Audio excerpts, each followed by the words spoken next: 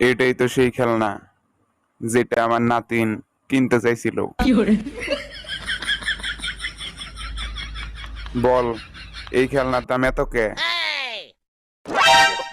প্রশ্ন শুনে পায়ের নিচের মাটি সরে গেল গা নাকি?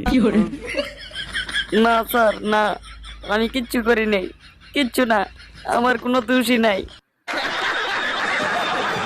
এত বড় একটা অকাম করছস, তাও তুই জানোস না কি করছস? স্যার আমি কি করছি? আমার দোষটা কি? 5 টাকার জিনিস 10 টাকায় বেচা অপরাধ না? 10 টাকার জিনিস 20 টাকায় বেচা অপরাধ না? আর তুই তো অনেক বড় অপরাধ করছস। তুই তো 50 টাকার জিনিস 60 টাকা দিয়ে বেচছস। আর এত বড় অপরাধ করার পরেও তুই কইতাছস আমি কিচ্ছু করিনি স্যার, কিচ্ছু না। না স্যার, আমি সত্যি কিছু করিনি। তুই তো ভালোই অ্যাক্টিং পারস। কেজিএফ 3-তে তোরই হিরো বানামু। না স্যার, আমি অ্যাক্টিং করবো না, আমি অ্যাক্টিং পাই না স্যার, আমারে ছেড়ে দেন, আমি কিচ্ছু করিনি, কিচ্ছু না। অ্যাক্টিং না করলি তাহলে এটা ক, তুই 50 টাকার খেলনা 60 টাকা দিয়ে কেড়ে বেচস? স্যার আমি 50 টাকা দিয়ে বেশি। তুই জানস তোর ওই খেলনার জন্য ছোটবেলা আমি কত কান্নাকাটি করতাম। খেলনার দাম 50 টাকা ছিল দেখে আম্মু কখনো কিনা দেয় নাই ওই খেলনা। আর এখন 20 বছর পর আমি আমার পুলারে কিনা দেখাইতাছি না ওই খেলনা।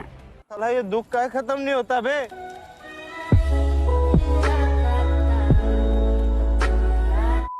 বল, খেলনার দাম কমাবি কিনে? না কমাইলে তুই তো ভালো করেই জানস আমরা কি করবো। বল খেলনার দাম কমাবি কিনে?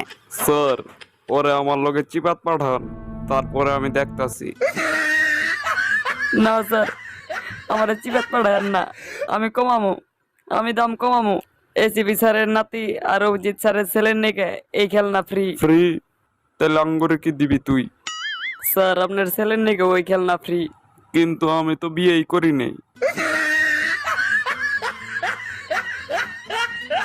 আচ্ছা বল, তাইলে আমারে কি দিবি? থাক দয়া, আর ডর দেয়স নে, এবিতে প্যান্ট হ্যান্ড ভিজে গেছে গা।